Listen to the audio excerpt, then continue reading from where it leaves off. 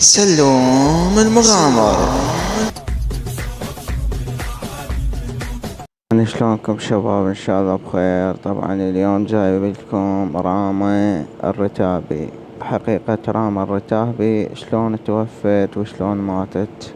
طبعا راما الرتابي كانت هي وصديقتها هذيك بالملهى يرقصن ويشربن وهاي. استل ما شفت الفيديو هذا.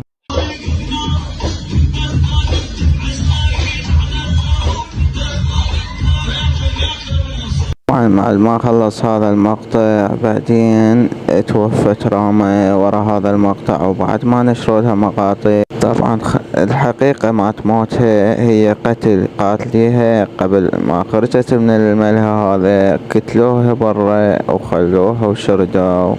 بس اختها ما رادت تقول لنا الحقيقة لان خافت يقتلوها مثل ما قتلوا اختها. شوف الفيديو مال. السلام عليكم، ابشركم ان شاء الله زينين.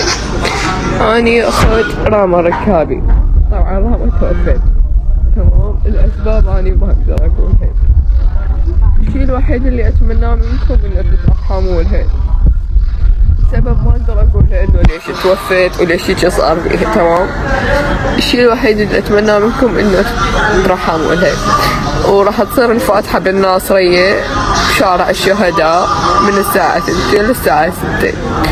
وشكرا لكل شخص يترحموا لها